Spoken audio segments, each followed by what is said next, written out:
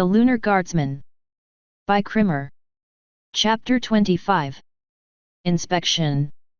As she walked through the corridors of life and death, a morbid fascination descended upon her. A torrent of desire to leave this ephemera behind, to move on, to transcend to other planes. To discover territories anew, where the grip of malevolence was not as firm.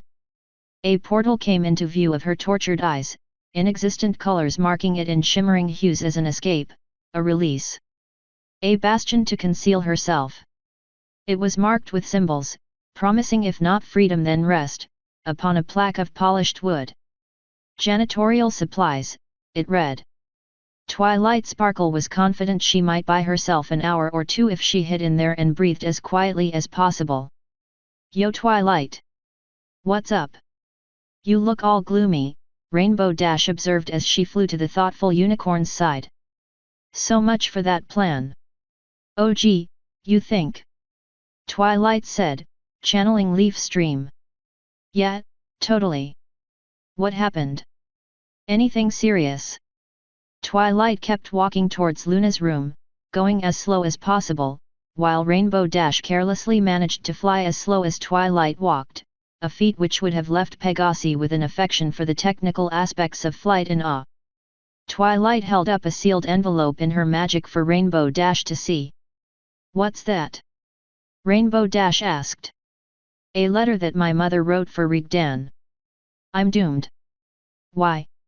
Spike chose that moment to appear, running at them from a side corridor. Hey Rainbow!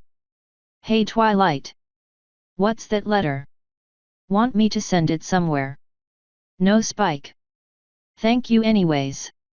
Who is it for? The young dragon asked, his little legs easily matching Twilight's turtle pace. That's what I just asked, Rainbow said. Twilight's mom wrote it for Rigdan apparently, but Twilight hasn't told me. Hey. Spike turned round at once and headed the opposite direction, walking much faster than Twilight did. Sorry Twilight. Good luck, he shouted in apology behind him.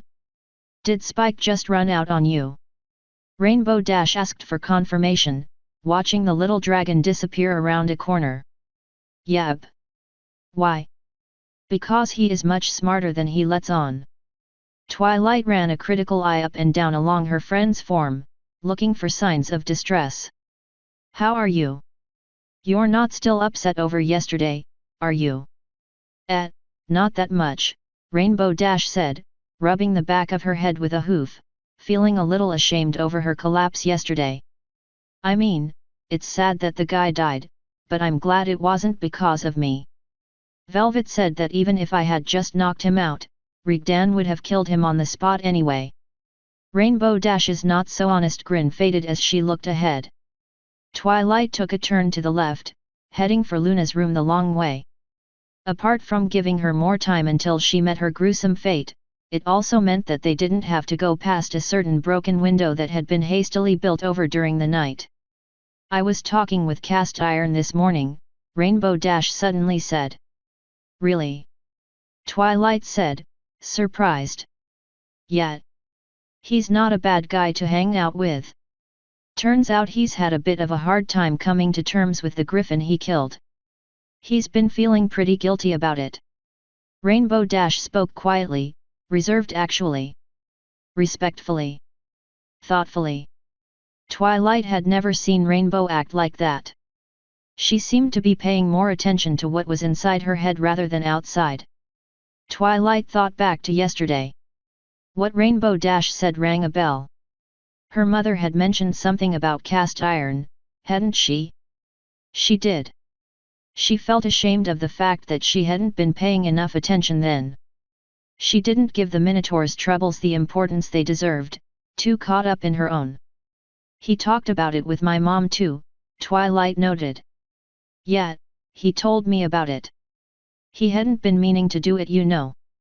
Talk to my mom. Kill that griffin, Rainbow Dash explained, still looking forward. She flapped her wings harder for a second before folding them in the air and landing softly next to Twilight, walking alongside her. He never used a bow before. He was actually trying to aim for a wing. It was blind luck he shot him. I wonder if he can be a lunar guard after all, Twilight contemplated. He's been asking that himself, but he says he wants to go through with it. Mostly, he really wants to do the training now. He says he wants to learn how to handle himself, how to use weapons, the whole thing. That's weird. I would have thought the whole experience would have turned him off.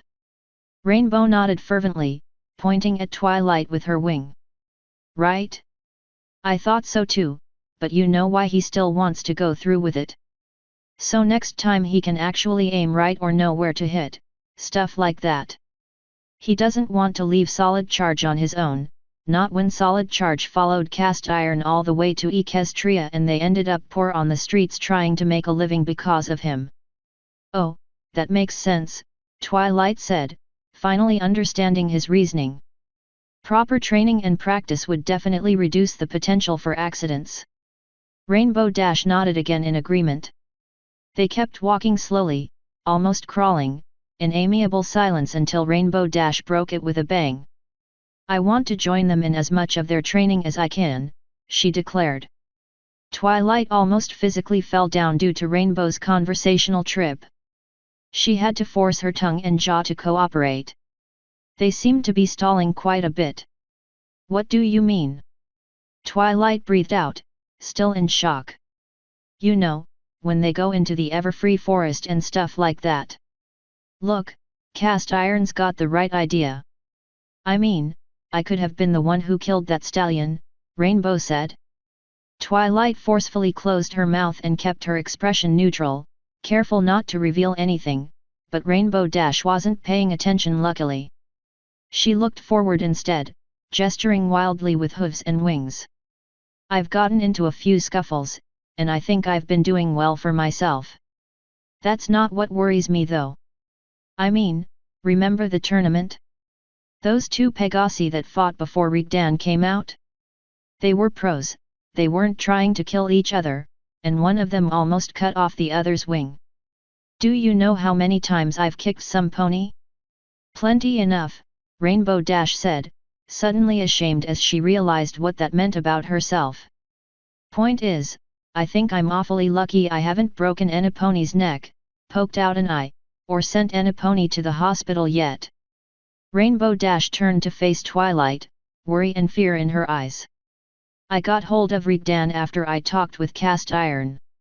I asked him if something could go wrong if you hit some pony on the head for example. Turns out it totally can if you don't know how, or hit at the wrong spot, or too hard. Rainbow Dash's voice trembled with the heavy burden of knowledge and hindsight. Did you know you can make some pony deaf if you hit their ears wrong? That they could try to dodge, and you might hit their throat and their windpipe could collapse, or their eye could actually dislocate, that if you hit hard enough you can damage their brain and there is no end to what might happen to them then. They might end up unable to use or feel limbs, see, here, they could have problems for life that you can't even imagine. He really got to you, didn't he? Twilight said, sympathetically. Rainbow nodded wholeheartedly. He gave me a few tips when he realized that I got SCA worried. He told me to avoid hitting soft tissue too hard or deep, or simply go for the limbs if I don't want to kill any pony. Break somebody's leg and the fight's over.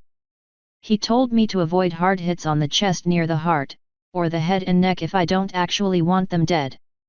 He told me however that if some pony actually tries to kill me and I can't run, to forget all that stuff and go for the throat, joints, eyes, wings if they have them so I can have the advantage, and if I get a good chance to really kick their ribcage from the side I should take it.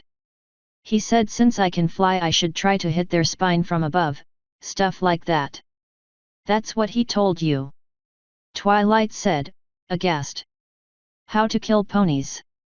Rainbow, I'll have a talk with him and... No, no. Rainbow said quickly. That's exactly what I need. I didn't know this stuff and that was off the top of his head. Way I figure it, and Cast Iron says that's what Solid Charge told him too, if you know what to do to kill some pony then you also know what to avoid doing. Some actual training wouldn't be amiss either, Rainbow admitted. I should have taken a second to look at the guy instead of just charging in and kicking him like I always do. I know some martial arts, but all it amounted to is fancy kicking. They never told me all that stuff. I don't know what to say, Rainbow. This isn't really my field. If you think that's a good idea. I do. Rainbow said instantly. Then go ahead. It sounds reasonable enough the way you explain it. Thanks, Twilight. That means a lot. Do you, think you can help me convince Rigdan to let me tag along when they start their training? I'll try. Sure. I'll do everything I can, Twilight promised. Thanks, Twilight. You're the best. Rigdan will probably agree if you tell him so. Speaking of which, what's in that letter? Nothing. Oh, come on. You can tell me. Twilight didn't say anything else on the matter, despite Rainbow Dash's insistence. It was hard, but she managed to resist the majestic siren call of "Oh, come on, tell me," repeated every 5 seconds. They finally reached Luna's room, where Twilight believed there could be a little peace for a few minutes. It was a circus. Hyun Laurel, the lone doctor allowed to treat Luna, was covered from horn to hoof in dust, and his chest and front hooves were smeared with a grey paste. He kept his eyes downcast, and often enough he would turn to the side and take long, deep breaths, his eyes on the verge of tears. His lips trembled as he put his whole being into keeping his hooves steady. Luna's cast on her leg had vanished, and the doctor pony was currently working on setting a new one. Rarity, Fluttershy, Pinky, and Applejack stood aside, looking on thoroughly amused, yet trying to keep themselves quiet. Except for Pinkie Pie. She was rolling on the floor without the slightest sense of embarrassment. Perhaps she should have understood something was going on when she spotted the Thestral guards outside forcefully twist their own wings in an attempt to remain stoic. Luna was lying on the bed. Her coat and mane were slightly damp, and the sheets beneath her had taken a darker, wet tone. She was covered with a thin film of the same white paste the doctor was, only in her case she was drenched in the stuff. Her coat had taken a strange, blue-grey hue. She did not look happy, though the only hint was the furrow of her brows. Her mouth was busy clamping down on Rigdan's wrist. Rigdan was also wet and covered in the filth. He was talking to Luna, trying to calm her down. His attempts were not successful enough, going by the small lines of red that ran down his wrist. "What did we miss?" Twilight asked. For some reason, extremely peculiar as it may be, she wasn't that astounded from the sight that welcomed her in. As surprises go, she had bigger ones recently.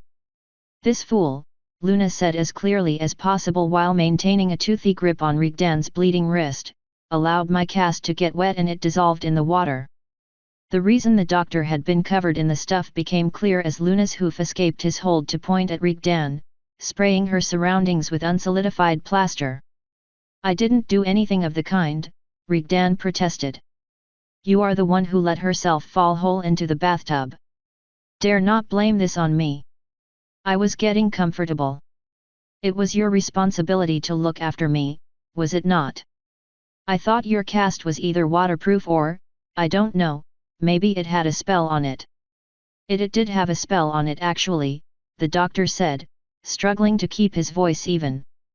"See? Not my fault," Rigdan said, feeling justified. "I do see. Remind me, what happens when spells come into contact with your person?" "I forgot, okay? I'm sorry, but I forgot. Please let go now." "No.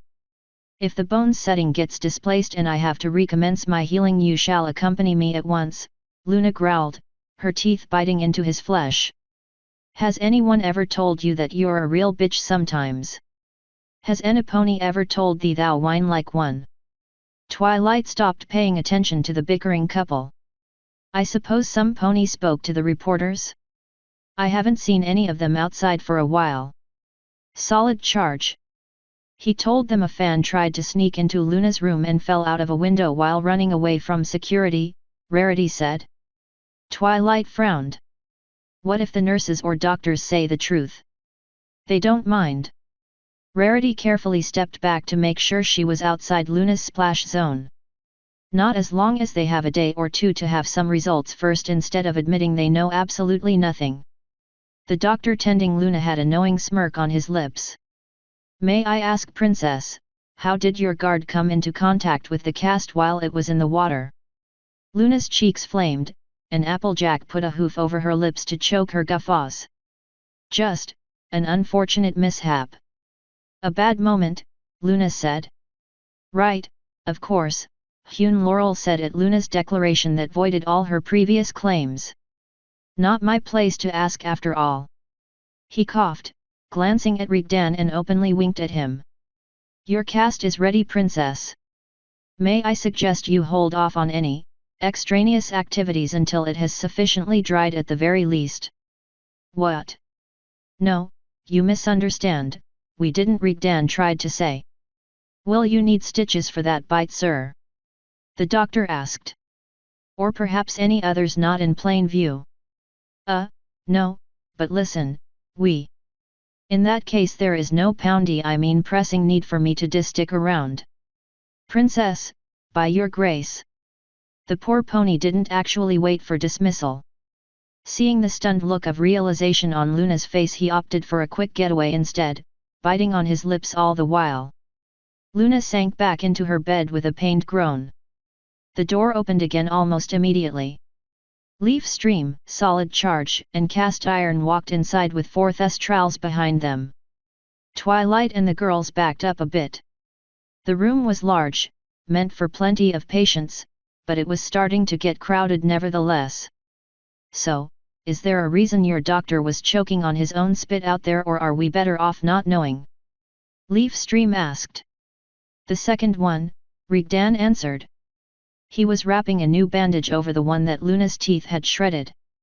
You couldn't wait until we got cleaned up a bit, could you? Are these the ones joining? Yep, Leaf Stream said, slapping one of the Thestrals in the back. Kind of green as Thestrals go, admittedly, but Silverwing says they're good material nevertheless. Rigdan and Luna answered her with blank stares. I mean rookies. Green. Not very experienced. They're still fresh, you know. Ah. A modernism. I'm not that familiar with equestrian military jargon. Leaf Stream cleared her throat, disguising a small laugh. Okay then. We all learned something today. Let me introduce the kids. This is Echo, she said, pointing at a youngest stallion. This one's Duskblade. A young mare saluted, her mane uncharacteristically white. This sweet thing here is Cutting Wind. Another mare, this one had the dark grey-blue coat that almost all Thestrals had, and a dark blue mane, with a self-assured smirk. And last but not least, Skull Crusher.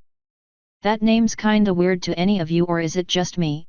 She asked, presenting a stallion with a small beard and red mane. Pretty sweet names, I think, Rainbow Dash piped up.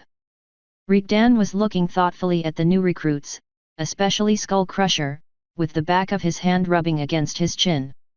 He bent down to whisper in Luna's ear, making her laugh. He addressed the Thestrals in front of him. All right, show of hooves.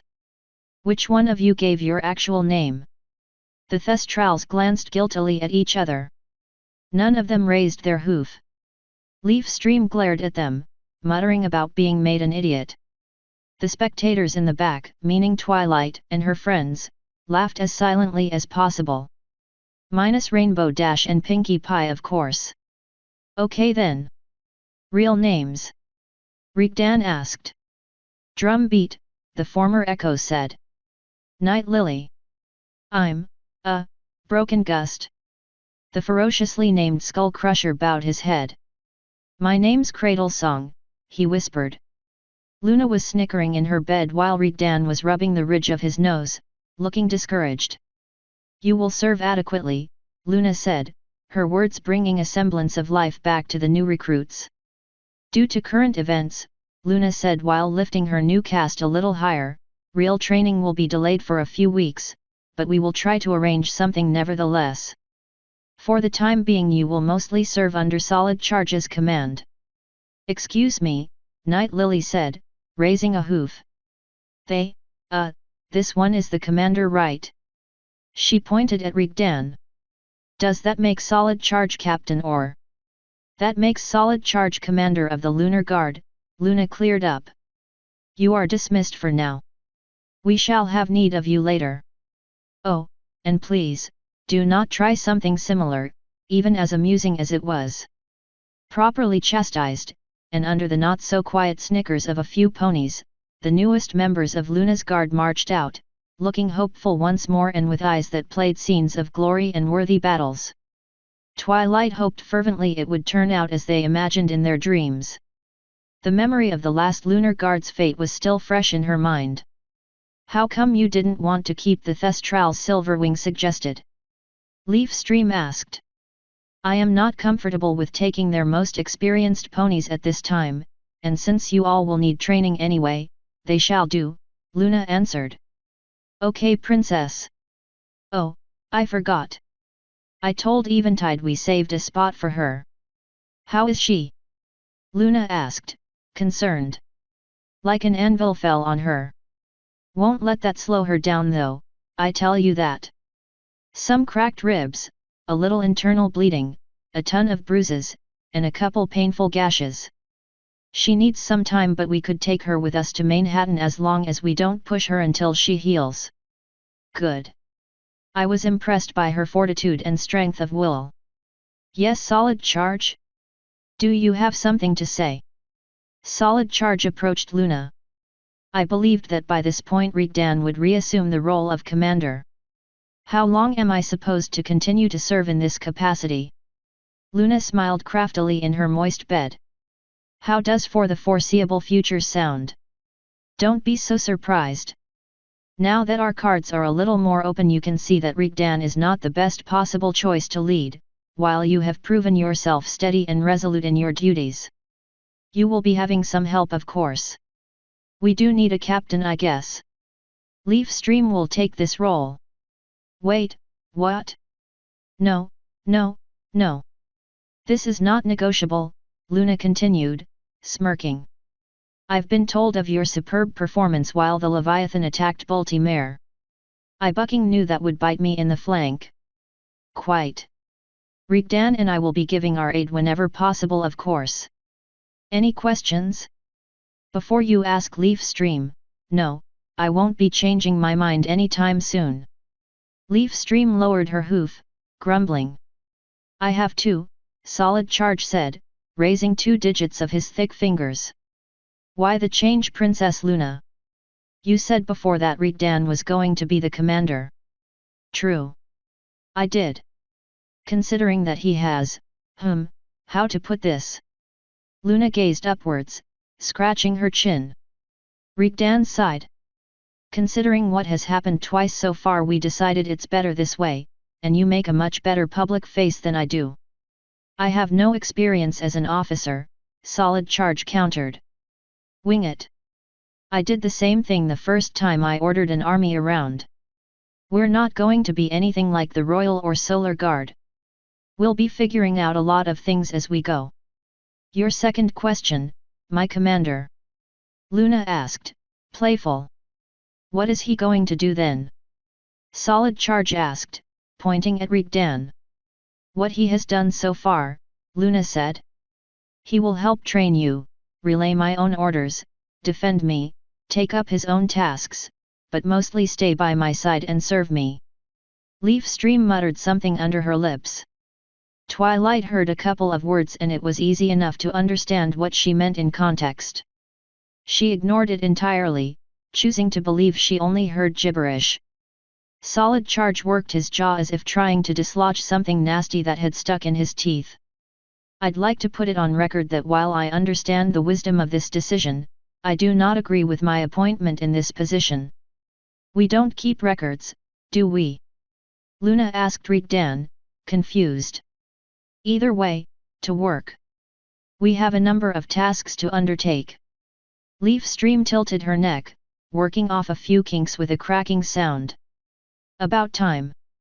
I'm so seriously sick of being stuck in here, and if that ain't ironic I don't know what is. What are we doing? Are we beating some pony up? Did we find who tried to mess with us yesterday? In some capacity. Celestia did not refrain from aiding us in her own way. She has identified the culprit. Rigdan gave a thin folder to Luna. The princess briefly opened it to take a short look. She has also sent the royal guard to search his abode. Unfortunately there's nothing to help us on both accounts. The attacker was a former royal guard named Split Second. He served in the local regiment for 6 years. He was removed from the guard and found an occupation as a dock worker a few years ago. Why was he removed? Twilight asked. I believe the cause was multiple counts of inebriation. Luna opened the folder again, removing one of the sheets inside. Yes, he repeated the offense 8 times in the 3 months before his expulsion. Aside from that he served gallantly. What about his family? Applejack asked. Don't they know anything? Divorced, Rigdan said. His ex-wife and 2 kids left for Philadelphia a couple of years back. No one else. Didn't even have friends. So that's a dead end. I doubt the family knows anything. Luna nodded along. Indeed. The search of his belongings left us with almost no clue either. No letters or any signs of communication, no signs that he was planning anything, no hidden stash of bits. It was almost insulting in its lack of evidence of any wrongdoing. There was nothing incriminating in the slightest. You want to explain that almost no clue bit a little? Leafstream asked. It was too clean. To make a point, we know he was an alcoholic, yet there was not even a single bottle there. In our opinion some pony already went through there to make sure we would not find anything at all. Luna glanced at her own coat. Which reminds me, maybe we should have done this later. I must look like a quarry worker. You're fine, Rigdan said. We'll clean up later before I go. Too bad you killed the guy, Rainbow Dash said. Twilight felt Applejack go rigid next to her, same as she did. He could have told you everything. Rigdan shrugged. That bomb would have killed him too. He was either a fanatic or an idiot. I'd never trust anything he said either way. Solid Charge brought them back to the matter at Hoof. I refuse to believe there is nothing we can follow through. The stallion, this. Split Second was obviously a tool, not the mind behind the attack. Someone cleared his house of all evidence, someone helped him subdue one of the Thestrals, and someone supplied him with the bomb. Right on all counts, Rigdan congratulated him. And normally we would really have nothing to follow on, but, Rigdan knelt behind Luna's bed and lifted up a large metal sphere, 2 times the size of his fist. He laid it at the bottom of Luna's bed, where every pony could see it. The bed groaned at the added weight. That's the bomb, isn't it? Leafstream asked in an even tone. Fluttershy eeped and took cover behind Pinkie Pie. No need to worry every pony, it is safe, Twilight said, trotting forward. She pointed at the runes that covered the entirety of the sphere. I know it looks complicated, but these runes are a repeating pattern that collects and stores ambient magic. The repetitiveness of the runes is what made it gather magic so fast and store so much. The real danger comes from the fact that there is nothing shunting the magic off. The pattern forces the magic to keep collecting until it becomes too much. Fortunately we were able to identify the startup runes and remove them. And this, Luna said, pointing with her hoof, is what we have left to find them with. Pinkie Pie quickly stepped up and grabbed the metal sphere in her hooves. Ooh, I gotcha princess. Don't worry, old Pinkie Pie knows exactly what to do.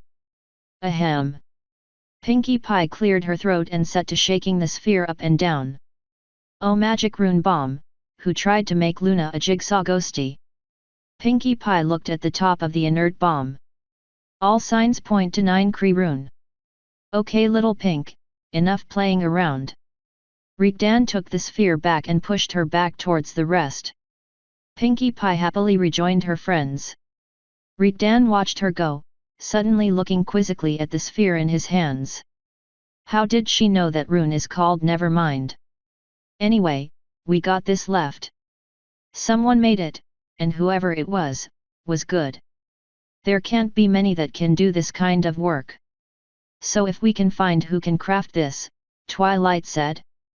Then we can find those responsible, Luna finished. However, I do not hold hope that we will. In fact, I expect them gone already. We will give it a try nevertheless, but I have more in mind for you rather than set you all on hunting a ghost. Rigdan will take cast iron with him. The two of them will directly search for the bomb's creator. And the rest of us? Solid Charge asked. I have a special task for you. You will take Leaf Stream with you. You are going to audit a few ponies' assets for me. Leaf Stream raised her eyebrows in surprise. Oh, hey, I didn't sign up to be a tax pony. There are some depths I refuse to sink to. This is not a joking matter, Luna said, suddenly stern. We shall give you a list of names. You are to visit each one and put pressure on them. Search their homes. Intimidate them. What exactly is our objective here? Solid Charge asked. Information. Some of them are under our suspicion for having a connection to various attempts of my life. Some of them might be involved in the latest scheme. You will scrutinize them to the best of your ability. You should keep the exact reason you are there clouded. Keep it unclear whether we actually have something on them. Keep them guessing at all times while you look around. Are they looking for things like poison ingredients? Cast Iron asked, unexpectedly. Cast. Solid Charge asked, turning to face his friend. The Minotaur lowered his eyes at the sudden attention. Well, any poison that was used had to come from somewhere, and Baltimore was one of the largest trading hubs, so someone must have bought it from someone else.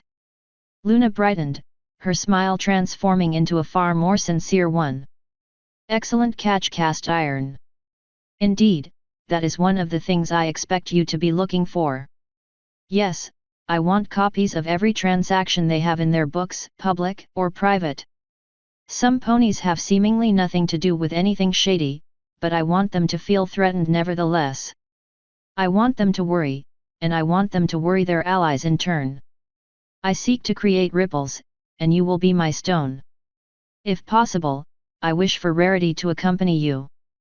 Her knowledge of the Canterlet nobility might prove useful when you ransack through their homes in search of connections. Not just Rarity, Twilight said, stepping forward. We're all going along with both Solid Charge and Rigdan. We are? Applejack asked. Twilight?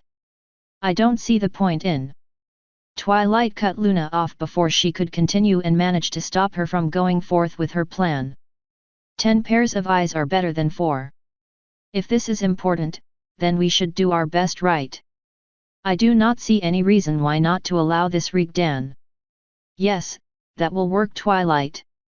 Rigdan passed Luna a notebook and she continued. Let us proceed. The first one used to be the primary spice merchant in Baltimore. Asterisk. You will deliver these messages to those two. It is imperative you do not talk to them any further. We are putting up a show, understand? Look threatening, deliver the according envelope, leave. Any questions? Bout a few, Applejack said. What are we shaking em all about? It seems you want us to just scare them. Rigdan leaned back on his chair to snatch an apple out of a fruit bowl behind him. What happens when you shake an apple tree? He asked. Apples fall down, Applejack answered. Exactly.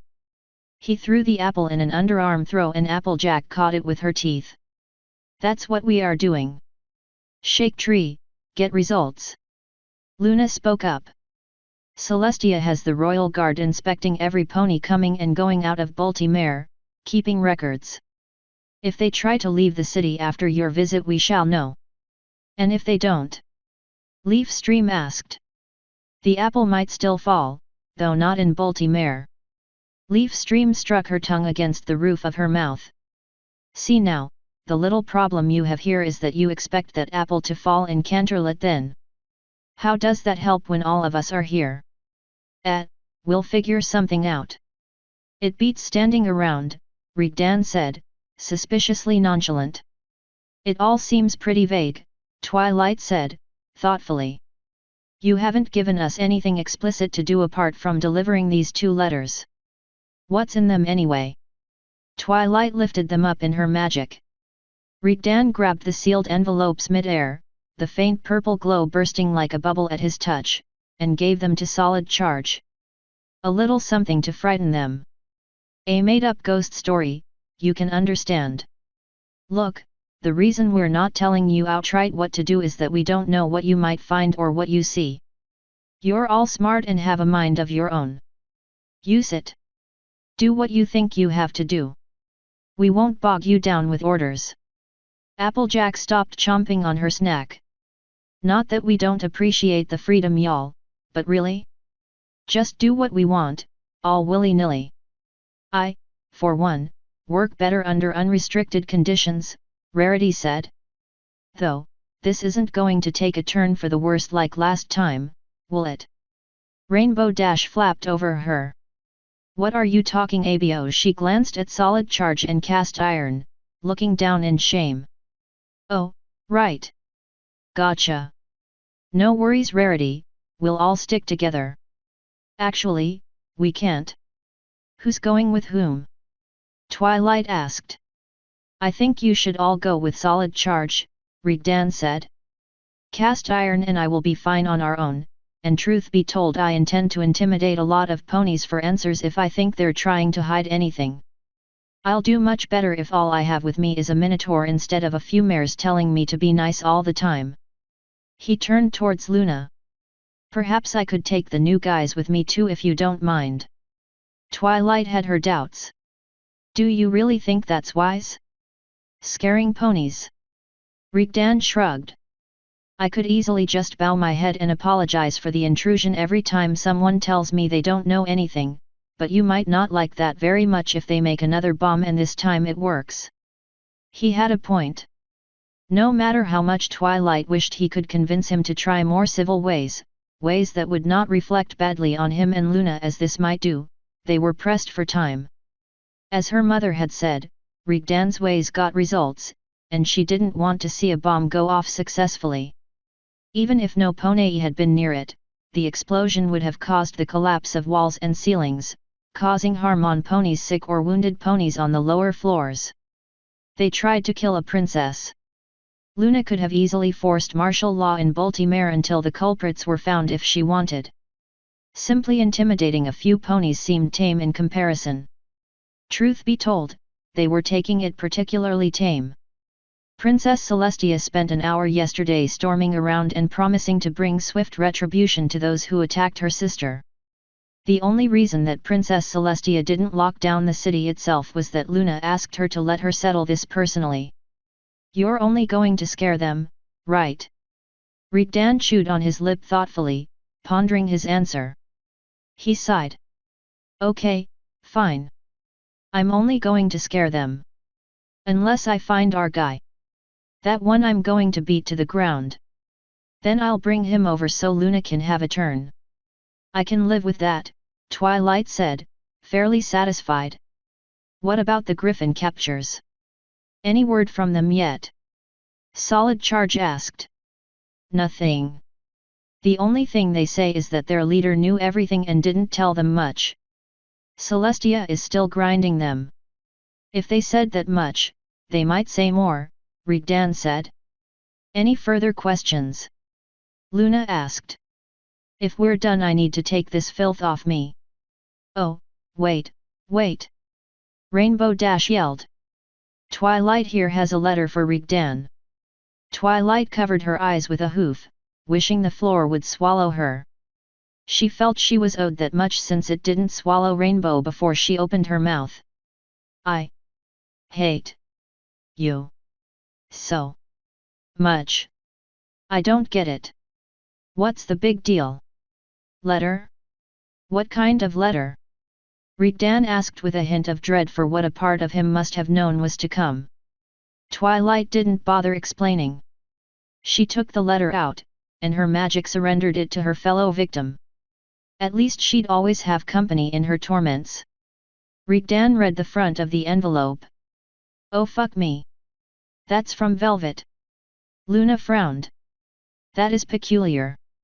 Why did she not speak to you in person but sent you a letter instead?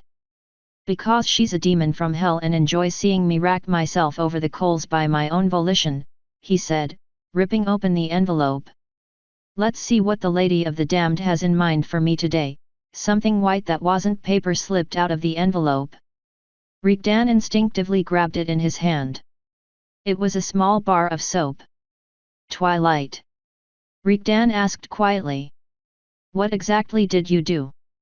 Twilight groaned, her hooves covering her face in despair. I might have said a couple of words I shouldn't have in front of her, she admitted, understating only the tinsiest tiny bit, from the comforting enclosure of her legs where she didn't have to see Annaponi's reaction. Ha, that's a pretty good gag, Leafstream said. Rigdan was looking contemplatively at the soap in his hand. Hey, you're not seriously going to do it, are you? Rigdan lifted his face to Leafstream. Twilight lowered her hooves away from her own face, feeling a small dash of hope. I mean, it's all fine and dandy if a foal says something really terrible, my own ma did it to me a couple 100 times, but, you know, full-grown mare here? Celestia, you're not seriously. No, Rigdan said, throwing the bar away from him to an empty bed. It was just a gag, as you said. She is a grown mare now. She's not that little anymore. He glanced at Twilight, his eyes communicating an apology, and, strangely enough, sorrow. Twilight breathed a little easier. This was not as bad as she thought. Rigdan unfolded the letter that she had not noticed he had taken out. Let's see what your mom wants me to do now. I swear, there is nothing worse than what she, already, has asked. Oh, no. She's outdone herself. Am I going to enjoy this? Luna asked, trying to get a glimpse of the letter's contents. Rigdan was struggling to keep his eyes on the page and not turn away in revulsion and shame. He sniffed the envelope theatrically. I'm getting a whiff of Celestia in this, I swear. You will probably like that too. She wants me to talk to Twilight about heavens help me the natural joy of sex and sharing intimate pleasure with you know what? I quit. I'm not doing this. Velvet can go have the natural joy and intimate pleasure sharing with someone else rather than keep exclusively writing my abused hello Velvet, how are you? Peachy, Twilight Velvet said. Through the open door behind her the two Thestral guards stood still as statues. Since you said that you're going to be busy all day out of the hospital today, I made you all an early lunch. I'm here to pick up your little lads so I can make sure they've eaten. You two keep running them around so much, I bet they don't even have enough time to eat properly. You're finished with them, aren't you? Yes Velvet, Rigdan answered, quickly and obediently. Good. Twilight, honey, I know that you are going to be busy for a little while longer, but don't your friends want to come eat with us? Ooh, we want to stay and listen. Can we stay and listen, please? Pinkie Pie begged.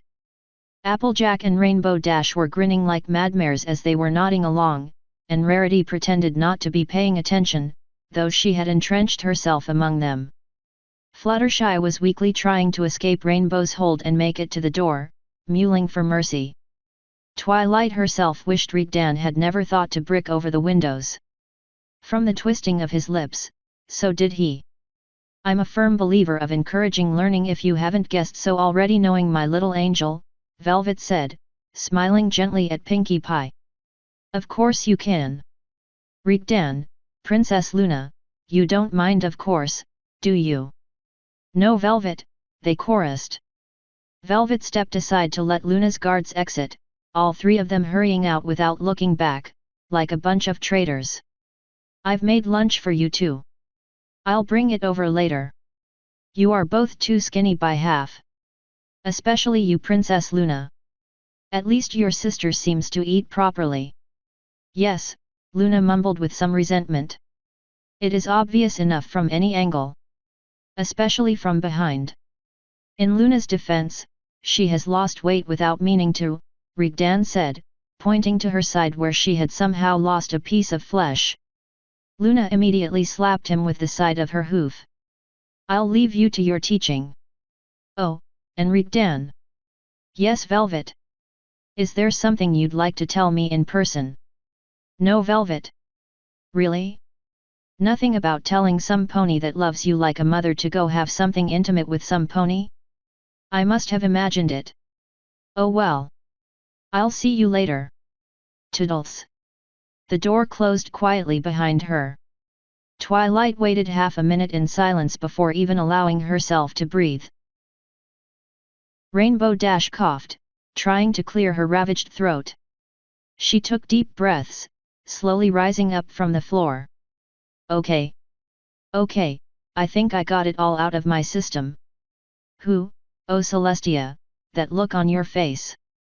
I thought your eyes would pop out, she said, still laughing.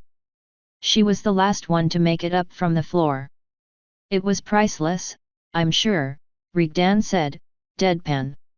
If we're done here, I think you should all go and eat. We have work to do afterwards. But what about the Luhov lesson?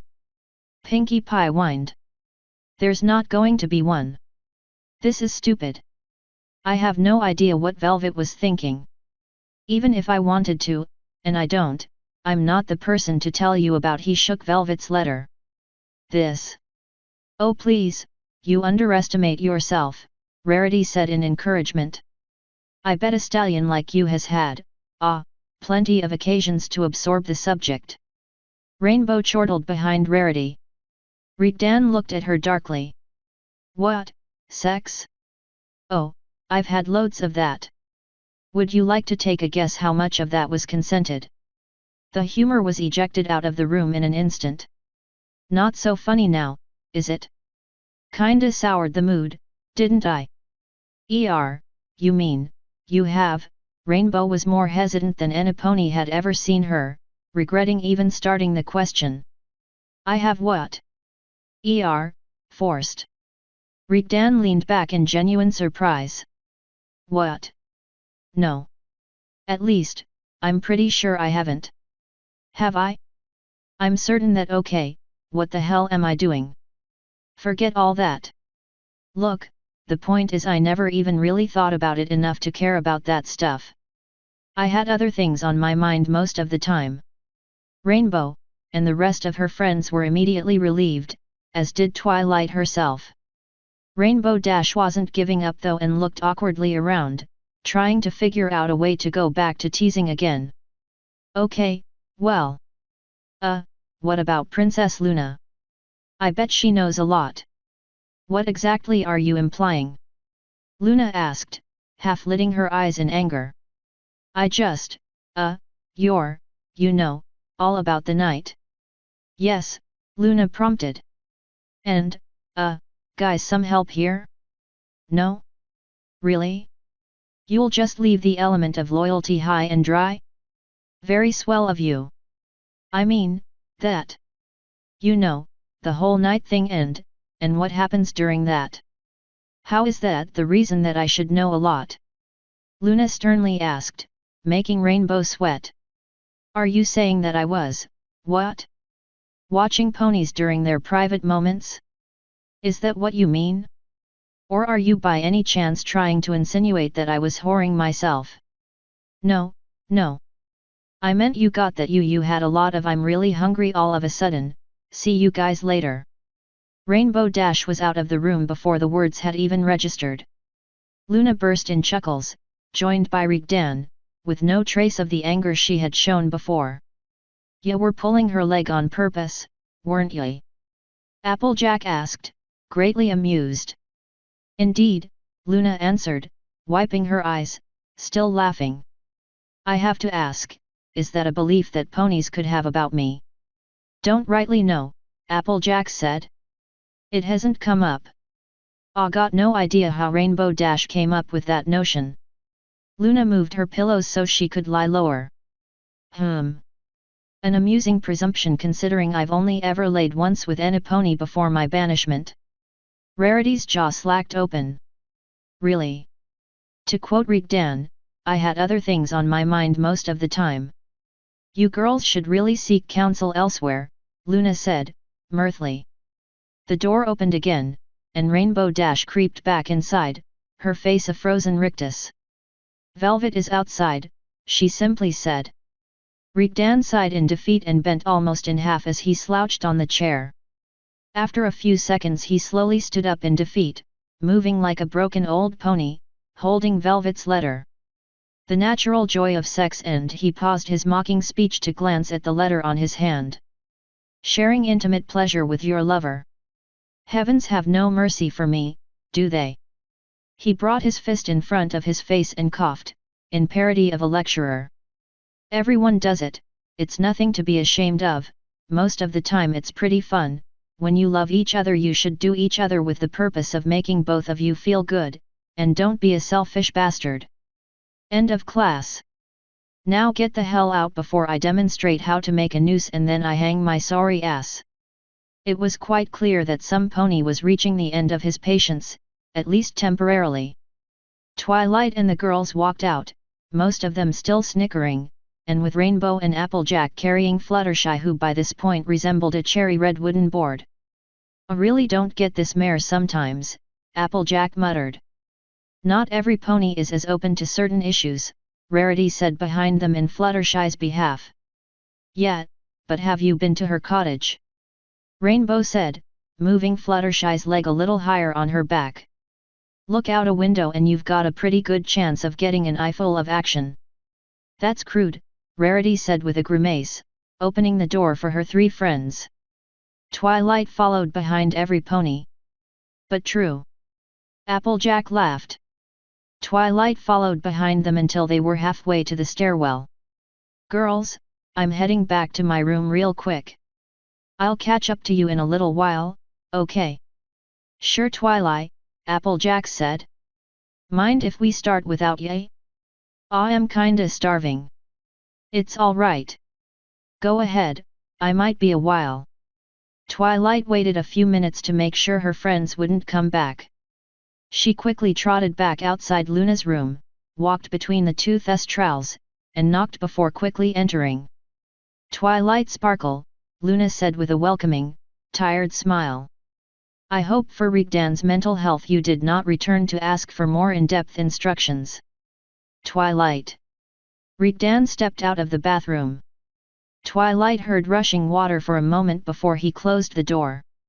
Please tell me your mother didn't send you back. No, it's not that, Twilight said. I wanted to speak with you in private. If, that is, you don't mind princess. Fine by me. You will have to do so elsewhere though.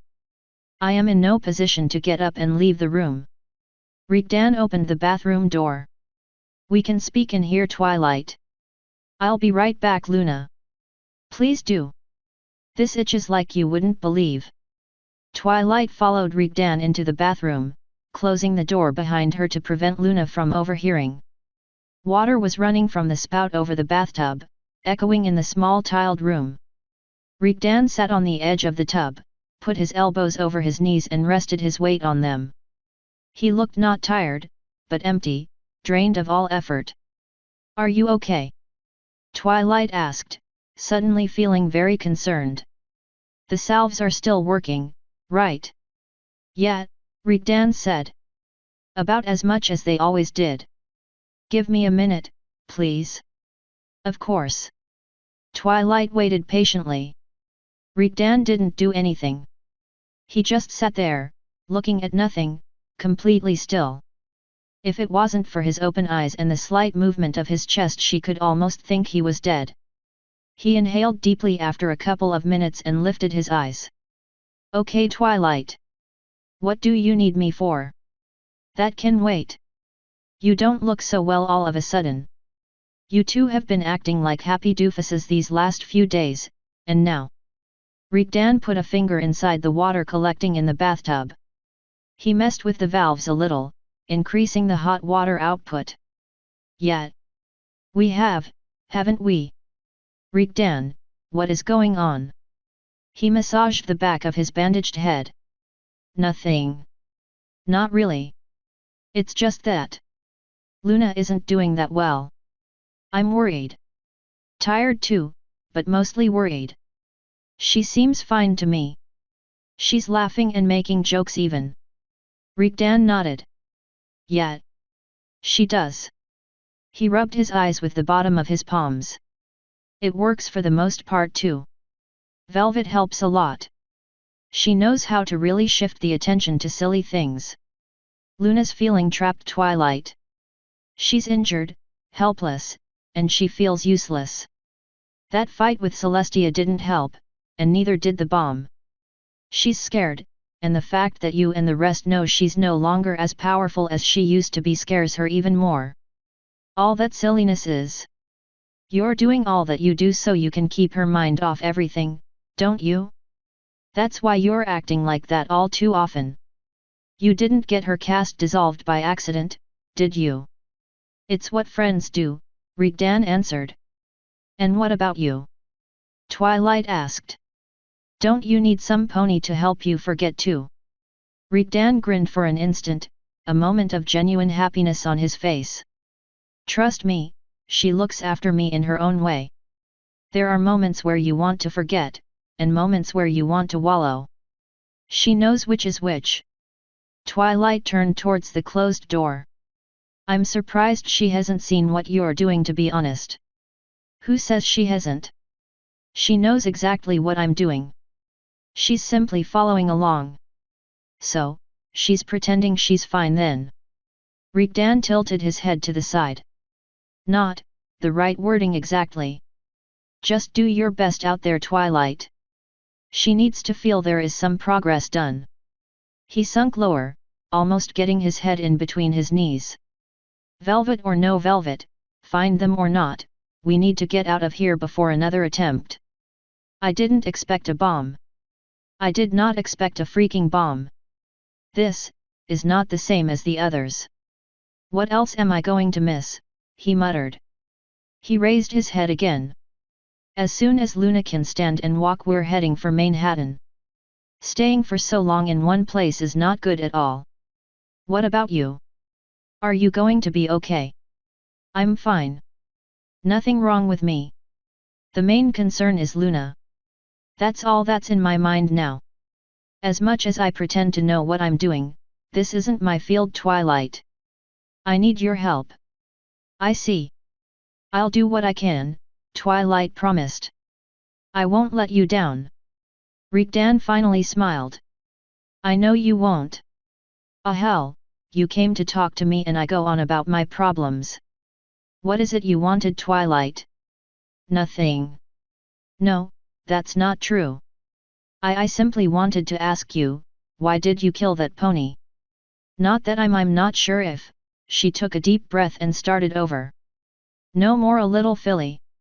Grown mare, sheltered as buck, but grown. He tried to kill a princess. He brought it on himself. It was ugly, admitting that this was the only way was sick, but as long as she couldn't think of another way, a way that kept everyone alive and healthy, she was going to. She didn't know what she would do. Probably nurse that nausea in her stomach and the ache in her head. The point is that if he managed to survive his injuries, you might have had some idea on who is behind everything. There. That was it. Rigdan shook his head in understanding. He leaned sideways to check the water's temperature again. If he survived. If he knew. If Rainbow hadn't pushed him off, if he was conscious enough to speak before I killed him, if Rainbow was able to stand the guilt, if. She felt like she was almost being mocked by his tone. Most probably it was a huge mistake, I know it, Luna knows it. I sent Leaf Stream to ask permission first, you know. We don't. I'm not sure how to describe this. I do certain things that I believe have to be done when the time comes. It doesn't mean that I want you to do them in turn, or your friends. Because then, his fingers tapped against the tub as he thought intensely. I can't quite explain it. Maybe Luna can. It's just that when some things shouldn't break. So, you and Luna threw your chance away and killed him so Rainbow Dash wouldn't feel guilty? Just for that. It's what friends do. For more than one reason, this made Twilight shiver in alarm.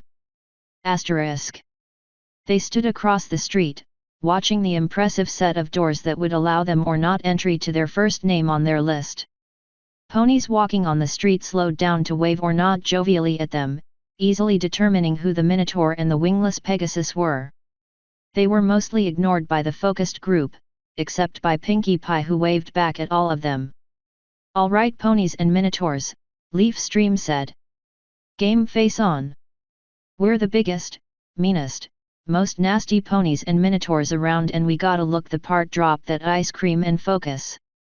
"Okie dokie Loki," Pinkie said, throwing the whole cone into her open mouth. "How's this?" she asked through pyramidal cheeks. "Not better at all. Stay in the back, please, and try not to be seen." "Okay boss, I think it's all up to you. Show them what fear's all about," Leaf Stream said to Solid Charge. The massive Minotaur nodded. He lifted his arm, testing it. He had the cast taken off today, and had his forearm covered with a black cloth tied around it to hide the pale discoloration. He led them up the short stairs leading to the entrance. His broad knuckles struck the door 3 times loudly, ignoring the brass knocker. A white earth pony in servant attire opened one of the doors. "May I help you?" "Lunar Guard. We wish to speak with Mr. Crimson Thread. Is he present?" The brazen way Solid Charge talked shook the servant. "Ah, yes. I shall notify him immediately. What is the purpose of this?" Solid Charge pushed him aside and walked in. Leaf Stream followed through immediately, and the girls rushed behind them. "We will notify him personally. Would you be so kind as to lead us to him?" The way Solid Charge spoke and acted made it clear that the pony had no other choice but complying. The way he noticeably kept his hand near his axe probably helped too. They were led through a side door and a corridor until they reached a door that had been left ajar. The shivering pony gestured for them to go through. Solid Charge pulled the door open all the way and marched inside, followed by the rest of the group. A unicorn, dressed in finery and smoking a cigar, rose from behind a clean desk at their sudden invasion. "What is the meaning of Lunar Guard?" Solid Charge rumbled. "There have been rumors about your person and we are here to investigate them. We would welcome your cooperation." "What kind of rumors?" the spice merchant asked, aghast. "That is not for me to say. We don't spread rumors. I'm only here to perform my duties. And if I don't cooperate, your cooperation is welcome. However, it is not required. We will ask you a few questions," Solid Charge said, taking a step towards the stammering pony. "We will question your staff." Another menacing step. "We will search the premises." He stood right in front of the low desk.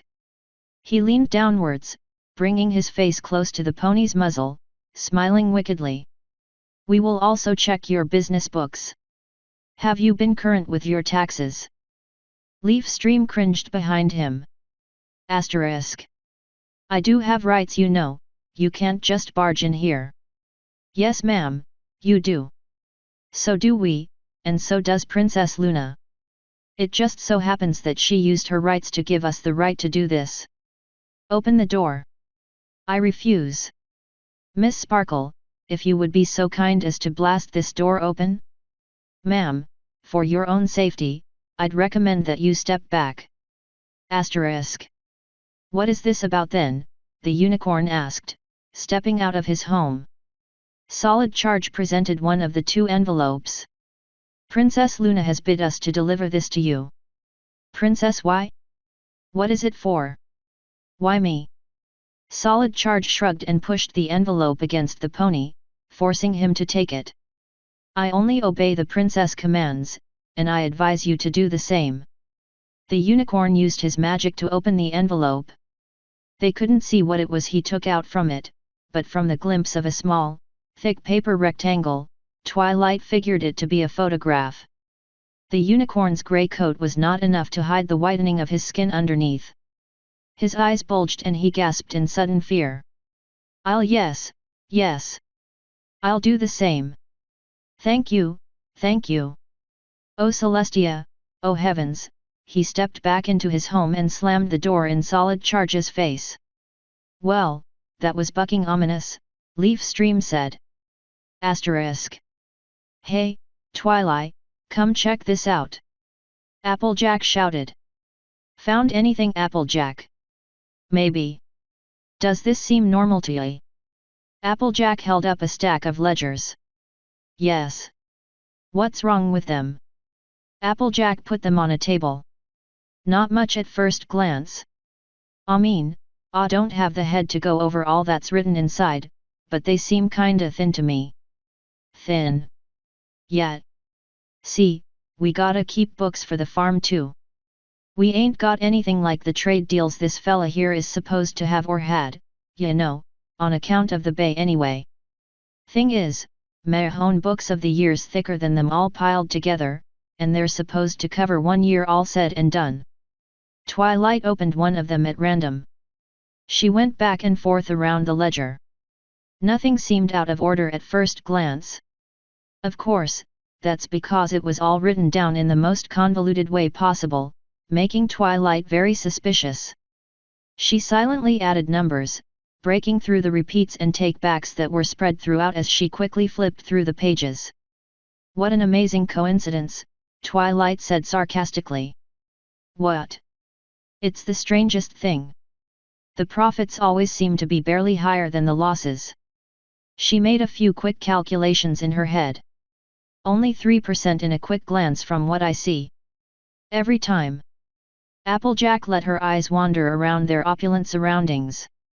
Now, ain't that just dang weird? Asterisk. Pinkie Pie, we're leaving darling, Rarity said.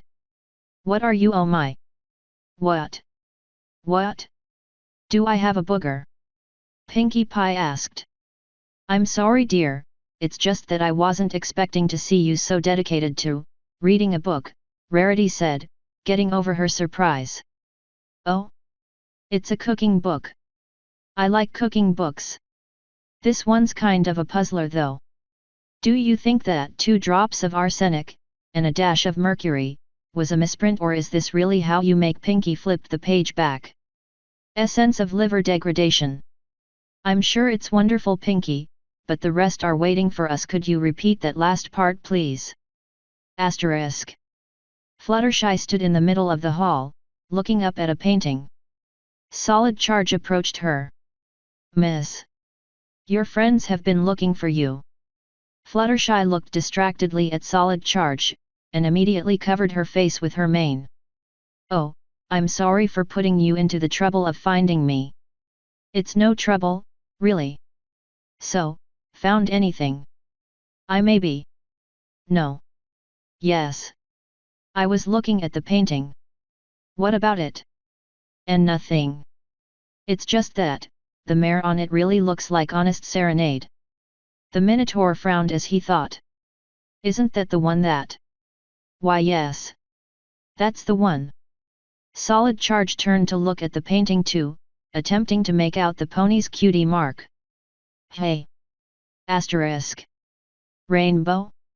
What are you doing in the library? The Pegasus was flying high, searching between the stacks, shoving her hoof between the empty spaces. I'm being an awesome detective. See, Applejack and Pinkie Pie found something while looking at books at some of the other places, right? So I figure, the libraries have to be full of clues. Are you really going to read every book here? That doesn't sound like you. Hey? No. Don't be such an egghead. I'm looking for secret books. Rainbow, you are not going to find secret books in. Aha! Got one. Twilight mumbled to herself. You've gotta be bucking kidding me. Rainbow opened the book she found, and started flipping through. She stopped at the very first page, blushed furiously, and slowly began to turn the rest of the pages after a few seconds. Well? Twilight asked, impatiently. Nothing. False alarm. What do you mean nothing? You found something. What is it? Rainbow closed the book and kept it near her chest as she landed. Yeah, it turns out it's just a porn stash. What? Here, look. Hey, do you think that's real by the way? Look how bendy it is. It seems fake to me. I don't want to look. Put it back. But it might be a clue. Oh my gosh, there are drawings too, or comics, whatever. Is that? There's Princess Celestia porn? Is that a thing? I never saw any before. Now I really don't want to look. Why did you even have to tell me that? Put it back or burn it. In fact, let me burn it. Let me show it to Leafstream first. I bet she'll get a hoot out of this. Hey, she might let me keep it. Rainbow, no. Put it back. Come back here. Asterisk. That one's a real cutie, ain't he? Leafstream said, shoving her head deep into the manticore's mouth. Hey, if I curl up I think I can fit all the way into his mouth. Yeah, that's right bad boy. Eat me. Eat me whole. I thought we were supposed to be the scariest ponies and minotaurs around, Solid Charge said, deadpan. We are. See? I'm getting eaten by a manticore and I don't give a buck. You don't get any harder in your core than this. It is very lifelike, Twilight said, fascinated, walking closer to the large statue that Leafstream was playing around with. Pinky had already climbed on top, claiming to be a beastmaster hunter, which sounded like an oxymoron to Twilight. Rarity was infatuated with the artwork around her. It is a masterpiece. Look at the amount of detail. The fur looks ready to move in the breeze, and the leathery wings, oh my Celestia, you can actually see the veins. Rainbow Dash bent down for a second to look beneath the statue. Yep, he sculpted every little detail. Very vividly. I just wonder where he got the reference from. Applejack had only glanced at the statues for a few seconds before turning her eyes to the manor in front of them. Fella seems to be doing well for himself. These statues must sell for a pretty bit. Fluttershy flapped her wings to gain some height and get a better look inside through the windows. There are a lot of statues inside too. They're all scary, doesn't he make any nice things? Like bunnies. Sharp Chisel is known widely as an artist that has devoted himself to exploring the darker, less known side of familiar territory, Rarity said, making known her respect. In the case of nature he prefers to create realistic portrayals of monsters. I remember I once saw a sculpture of a wonderbolt. It was breathtaking. Seen from the right side it was a Pegasus in the middle of a routine maneuver. Viewed from the left however transformed it. The grin became the face of fear, and you realized it was no mere maneuver, but a pony caught mid-fall. Inspiring. I heard about that one, Rainbow said. Rapid fire of the Wonderbolts tried to smash it. He got grounded for half a season because of it. He broke his leg.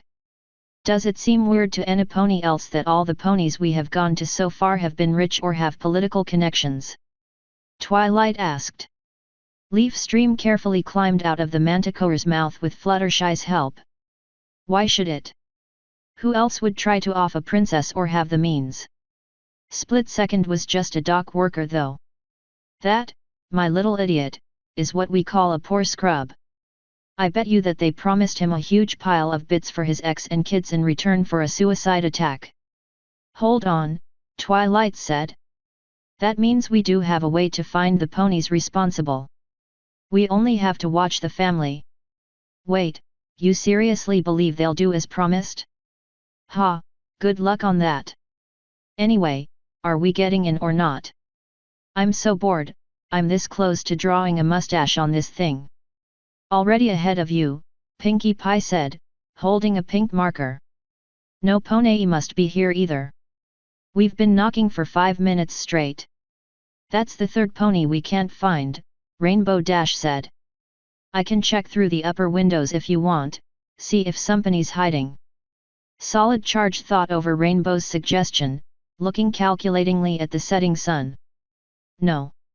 We've been at this for too long, and we've already gone through most of the list anyway.